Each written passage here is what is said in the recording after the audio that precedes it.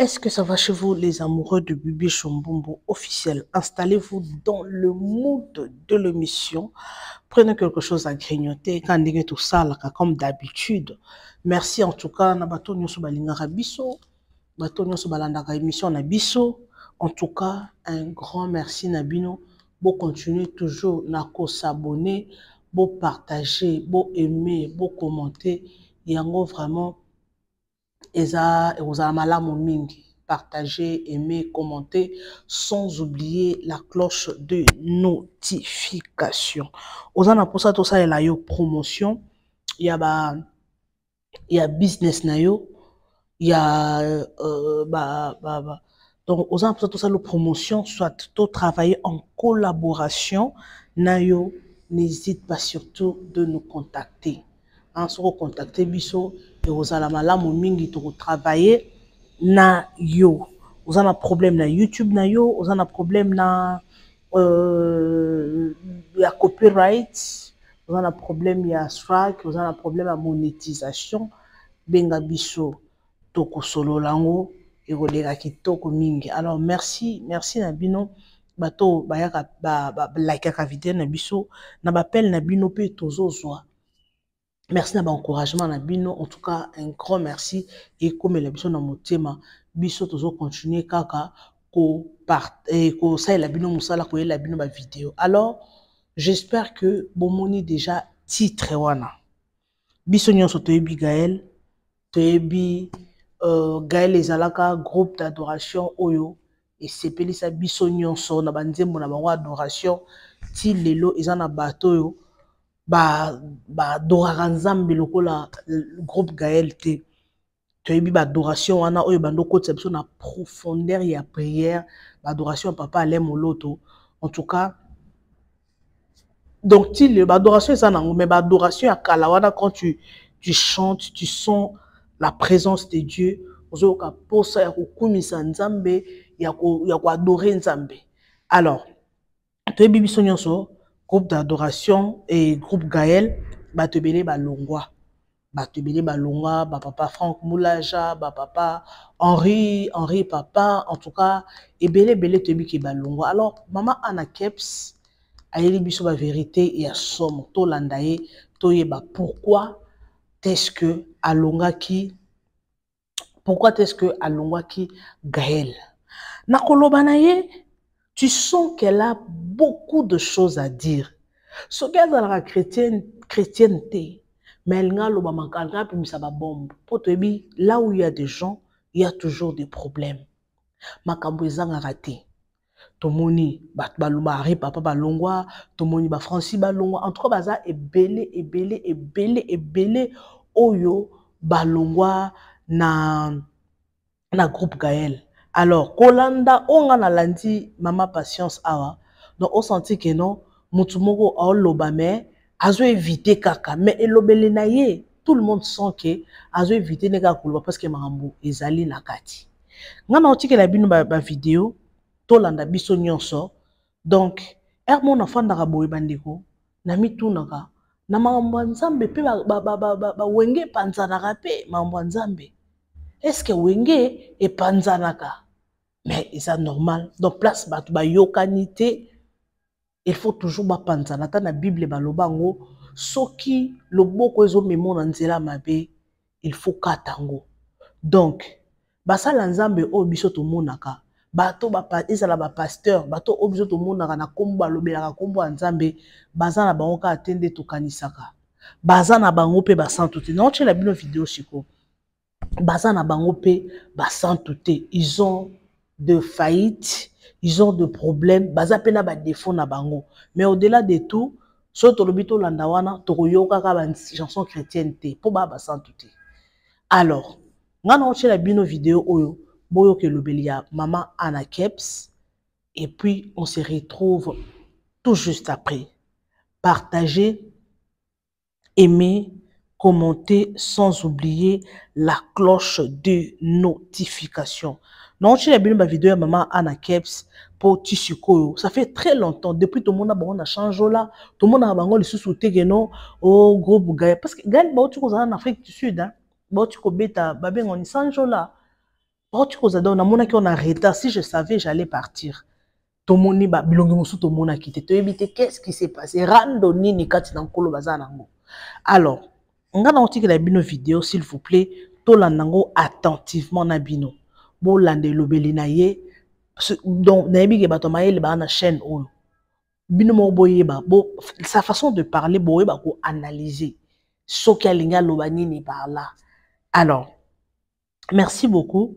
Télévision et sa radio, installez-vous déjà, prenez quelque chose à clignoter, un verre de jus, quand de tout ça, la casse au me la rapé, parce que biso a camine donc na malili, biso to comment que déjà na hiver, na winter biso to benga ngo a. Alors, suivons d'abord ça et on se retrouve tout juste après. Tcha like na yo. Alors, sans plus tarder, let's go. De leur relation na le couple Atoms na maman. En tout cas, vous parlez pas, vous appelez même pas. On a même appris que yo au bloca bango na ba WhatsApp na yo. Wow. Vous êtes bien informé, hein.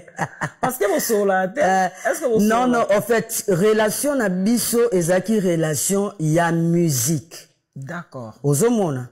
Relation na biso ezaki relation ya musique. To kutanak.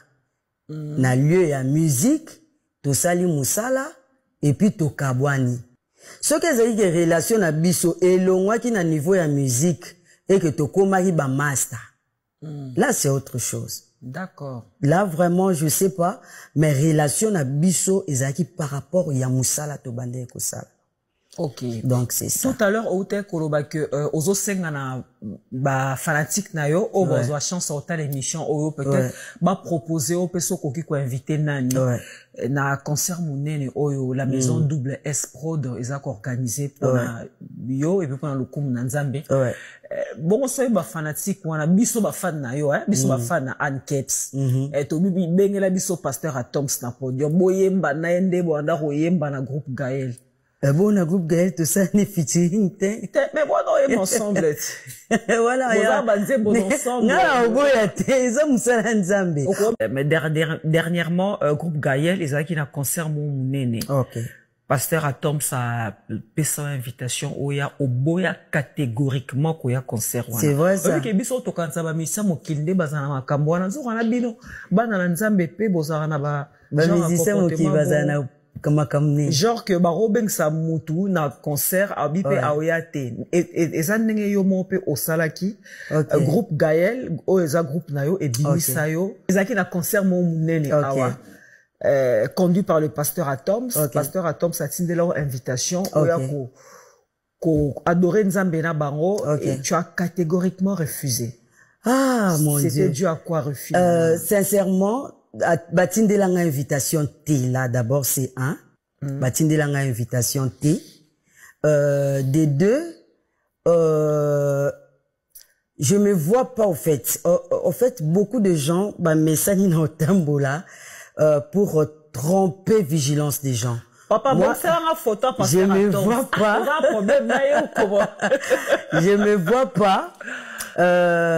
J'ai déjà quitté au fait. J'avais quitté.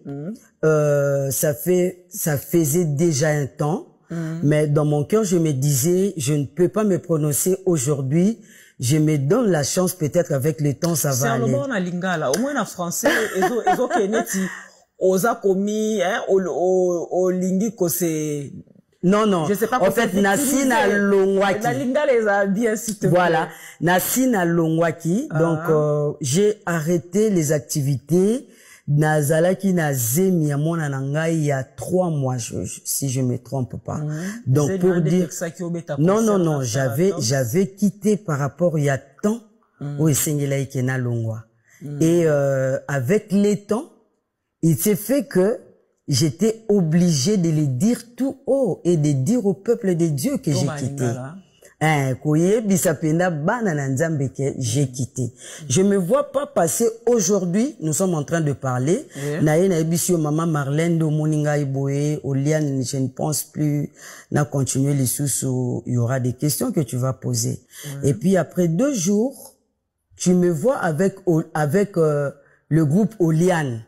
Moi, je pense que ça va t'étonner, ou soit je suis obligé de revenir pour te dire que non. Tu vois, par rapport à Naebisaki wana na Monique, na komisko na possibilité pour qu'elle a changé. Là, je peux le faire. Mais aussi longtemps que je n'ai pas fait, par rapport au temps de Dieu, par rapport à Nzamba Bongisaki. Aussi longtemps que tu n'as pas fait quoi? Aussi longtemps que je suis pas rentré vers toi pour te dire que non, oui. Je me vois encore rentrer dans le groupe Oliane. Non, c'est l'exemple que je te donne. J'ai dit. C'est token à concret, j'ai nassi na longwa qui en fait. Et puis, je n'ai pas reçu l'invitation venant de qui que ce soit. Ah bon? Oui. N'a-t-il qu'aux invitations T. O eutaki et pas nani nazu angote et puis nasina longwaki. Pour bango baloba qui ba pesa invitation. C'est vrai ça. Dis-moi baloba bongo. Oui oui. Ya solo yoka. Bien sûr. Te ce baloba bongo c'est que balobi bien te. Balobi bien te. Alors dis-nous un peu pourquoi ton départ du groupe Gaël? Parce que Papa Moloto, je me souviens encore tant aux na Papa Moloto dans le groupe Gaël, pasteur Atoms bakendaka États-Unis na madame nae batikara groupe bae kozonga na groupe Gaël, je crois ton papa na kufi. Voilà, yo okoma ki kessière na groupe ozaki vraiment ozaki na moi en fait okoma déjà na moi notoriété tala kessière yo bomba mbongo mouvement. Donc ozaki vraiment déjà na titre moko likolo et subitement on n'a rien compris quand papa Alain Moloto est décédé. Le pasteur Atom est rentré des États-Unis avec sa femme. C'est vrai ça. C'est la raison pour laquelle tu as décidé de quitter le groupe. Non, moi je pense peut-être bon, il y a des choses des fois. Ngana oza l'informer nango la fois passée tant on a qui n'a pas émission. En tout cas, j'étais informé dans beaucoup de choses que moi je savais pas. Et par rapport à ce que tu me dis aujourd'hui, moi je pense comme la parole de Dieu nous dit chaque chose, le Seigneur dit chaque chose à son temps. Ozara kessière dans groupe. Si j'ai fait ma part par rapport à époque wana. En fait, et loko ne loko ezara na ngonga nango. Ozo mona tozo bota mana baboti na biso et comme on attend moro boy. Mais biso en fait ngai na olingaka oyipsanga. Pourquoi Olongwa qui Gaël? Parce que biso toyo kit, gaza journaliste, je savais que j'allais te recevoir sur mon plateau, j'ai fait aussi mes investigations par-ci par-là. Si na ba proche na bino pe na kendaki pe na tuni moi qui songi na nga na sali. Toyo ki que sœur Anne Caps a Longwa groupe Gaël parce que ton papa le Moloto a koufi, ton pasteur a Tom sa zongi na groupe, yo mona ki neti ki bokonzi wana o bandaki qu'on rêvait au coma parce que vous avez déjà caissière. Moi, quand on a déjà une caissière dans le groupe Neti Gaël, les a jetés au moment où mon son mouvement. Et tu projetais, il y a coma Neti leader dans le groupe.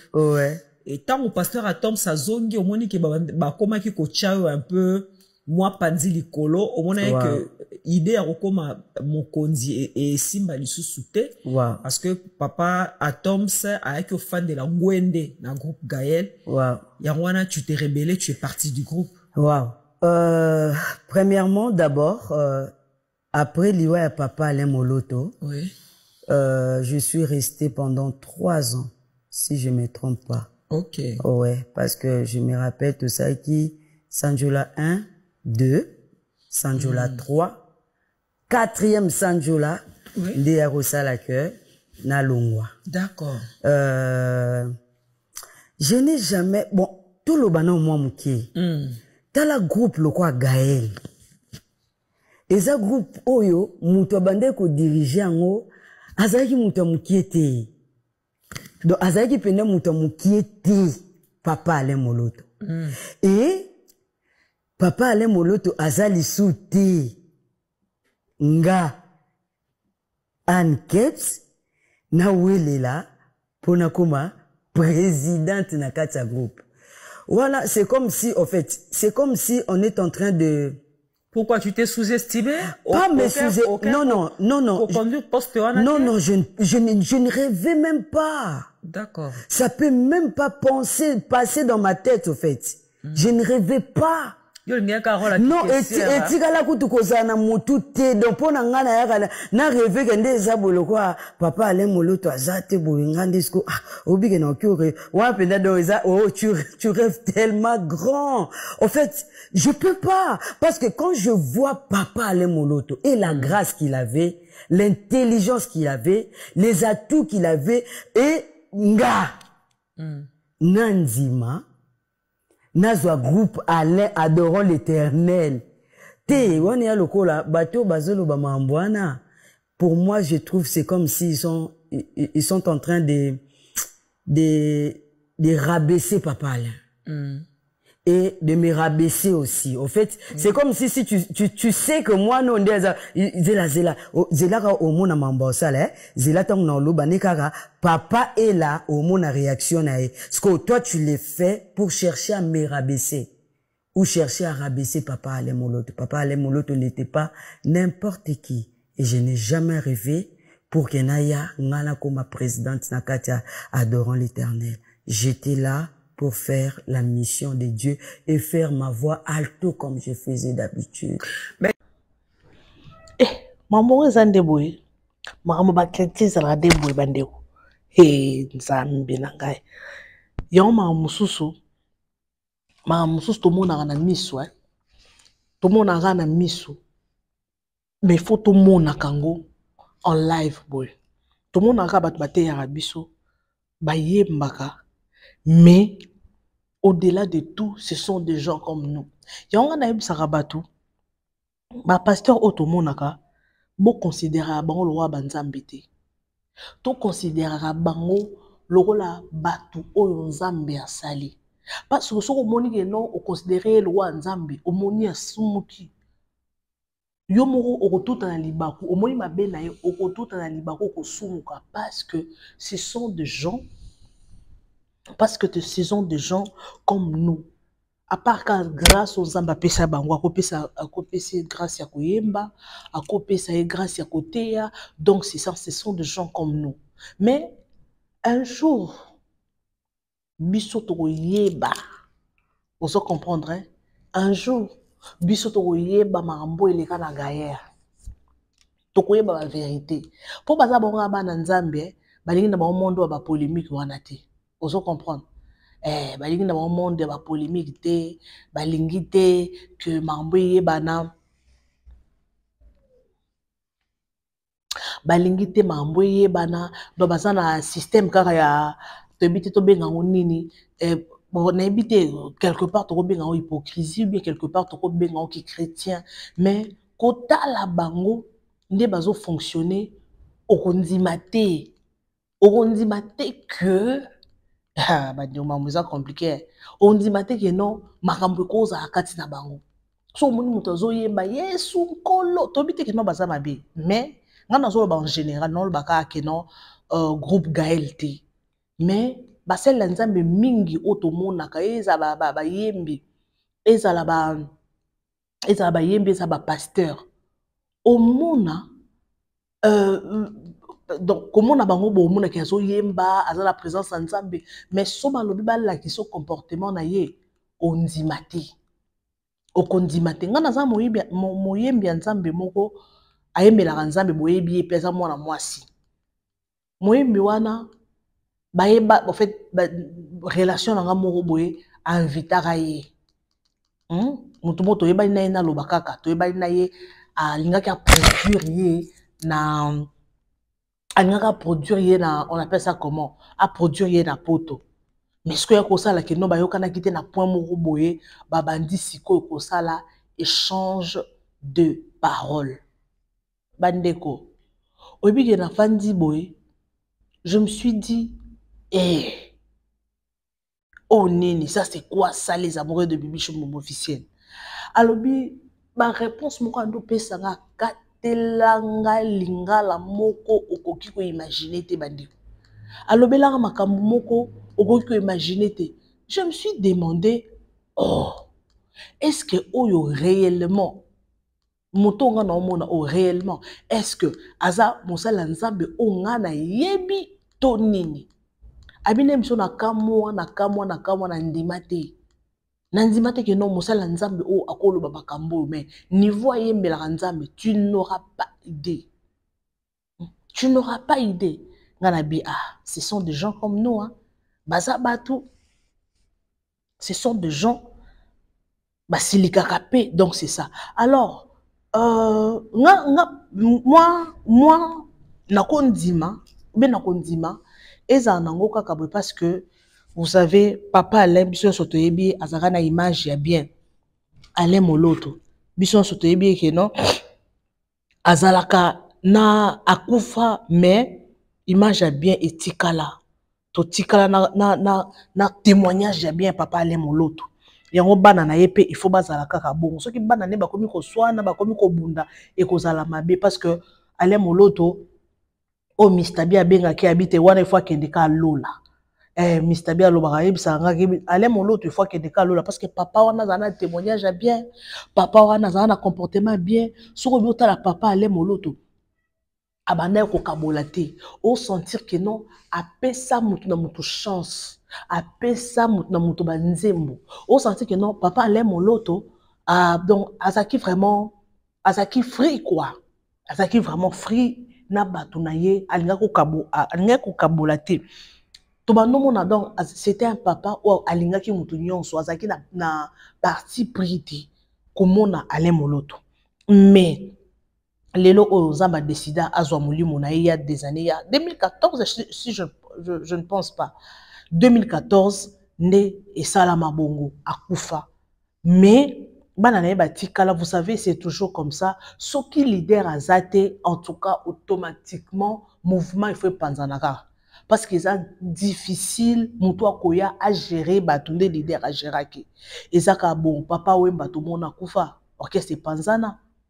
Kin Kester Emene à tout le monde a koufa orchestre Panzana batebele ba koufa tout le monde a orchestre Panzana pourquoi parce que leadership eza mon boulot eza mon boulot pe ba famille na bango ba hotelema famille hotelema donc mon ya bando kotisa donc yo peut faut kotisa donc yo ne sko bando diriger parce qu'il y a des familles bazana kati wala ba ko banda pe ko diriger yo te ça la boy o bande ko ça donc eza difficile yango mona ka kino bat ba kopanzana siko kana ngina tuna pourquoi ba chrétien o batanga akombo nzambe na munoko biso ba chrétien to dans le en général parce que ngape na chrétien pourquoi biso ba chrétien zalaka o église kabani o pasteur kuna ba panzani o mouvement telbwe e panzani na linga na yeba ezalaka nini ne salaka bongo. Parce que ceux qui nous ont kati, s'il y a des problèmes, nous sommes des gens, nous sommes des humains, mabaku ezanga kakati. S'il y a des problèmes, de quoi arranger. Mais si koyo, ba chrétien, pourquoi ba panzana kaka? Et le quoi na lingana yeba, bon me kampe ko expliquer ngana commentaire.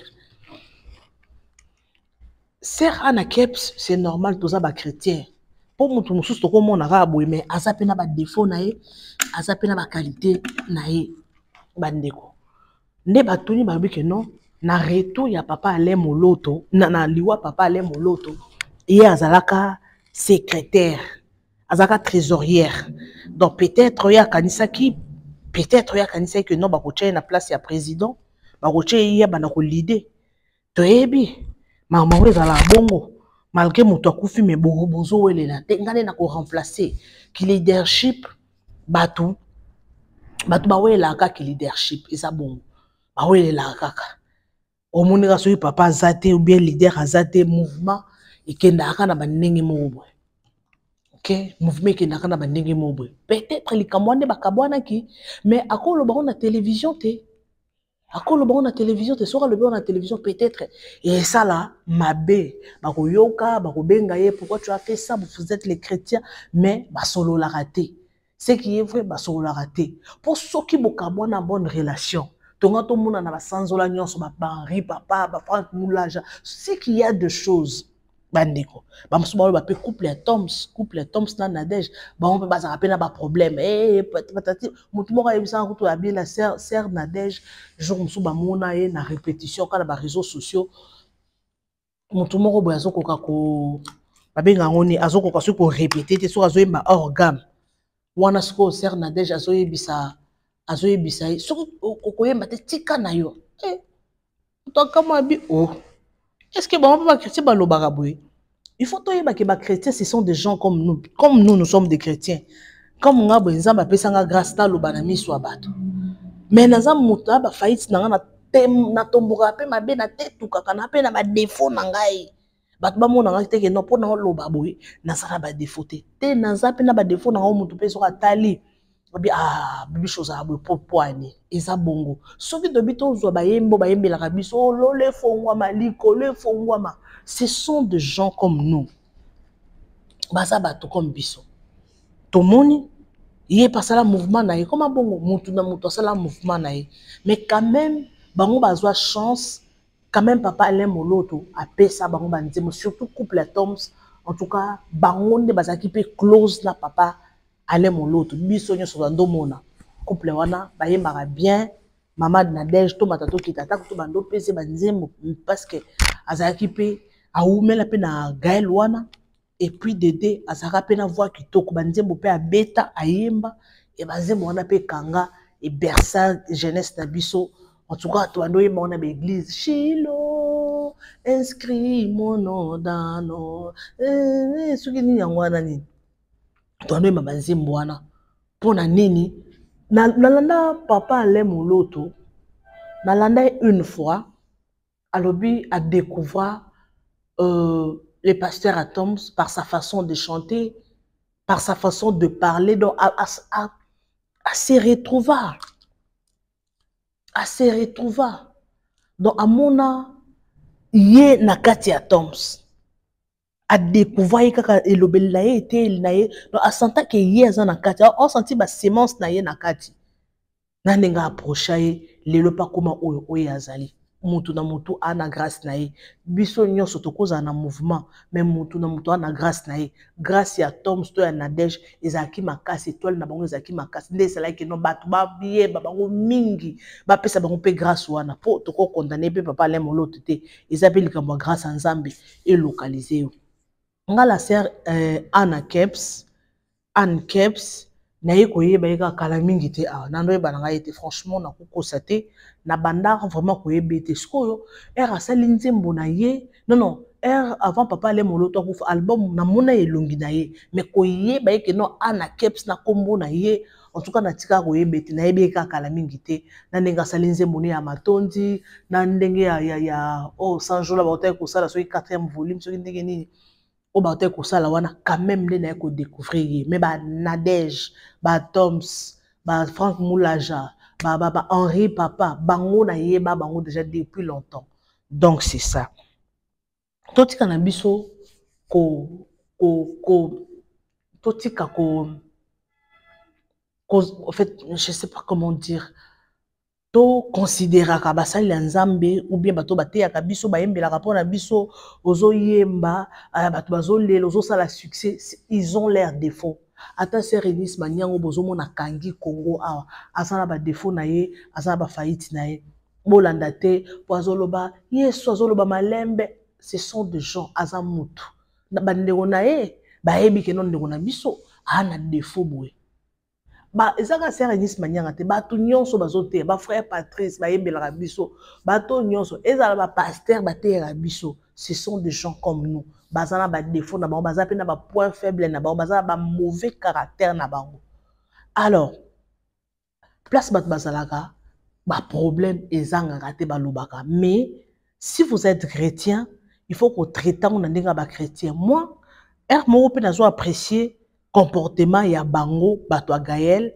parce que balingi vraiment ko éclater makambo te pour ça ça côté mususu mais tongo toyoka bakomi koleka oya leki ya lobi oya leki ya lobi donc entre bango il y a des choses attendez ba Franck balongwa ba Henri Papa balongwa na balongwa mutu na mutu na raison na oyo ya longwa pour ça que mutu longwa c'est esimbite il y a des choses là dedans alors étant que ba chrétien ba bombion mais tokoye ba on internet encore internet songi moiza na kati ya Nzambe songi moiza na kati à internet tokoye bango mais ce qui est important c'est que mutu na mutu azo continuer chemin na ye mutu na mutu asala ba album na ye zo betama En tout cas, ce qui est important, c'est ça. Salinzembo, Toyembi, Toadore Nzambe, c'est tout. Hein.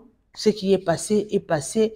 Alors, étant que les chrétiens, nga na romona olebo betara ba concert boye la bossa la biso banzembo bossa la loi semblant comme si rien n'était, étant que les enfants de Dieu, ceux qui boza réellement les enfants de Dieu, bo bengana bo yokana bo solola attaque non mutu na mutu a sa chemin na ye, étant que les enfants de Dieu ata bo solola chaque jour te, mais bon il y a d'autres gens bo solola raté mais boza la en bonne relation. Bon, ça peut combien de temps vous la raté, mais vous avez un problème. Mais ça n'a pas tout sous. Bon, ben dans la guerre d'esprit, il y a des choses, mais vous avez temps à se parler. Te ben dans ah ça l'a mabe. Mutu na mutu fana na kanda na ndenge na ye. Mais oye mbela nzambe. Ngelo on a roloba na suke émission oyo. Na bande on a biso, en tout cas, bofanda, bosolola, étant que les enfants de Dieu, le serviteur de Dieu, boyembe la rabiso nzembo, bofanda, bo solola. Ce qui bo sololi, et aux amalamu mingi. Et aux la bien, et aux la bien makasi. Alors, merci beaucoup. N'abonne pas abonner à Bibi Chum officiel, partagez massivement nos vidéos, aimez, commentez, sans oublier la cloche de notification. Je suis pratiquement à la fin de mon émission, les amoureux de Bibi Chumbombo officiel. Partagez massivement nos vidéos. Et mais si vous êtes là pour la première fois, cliquez na cloche de notification. Merci beaucoup. Bisous. Bye.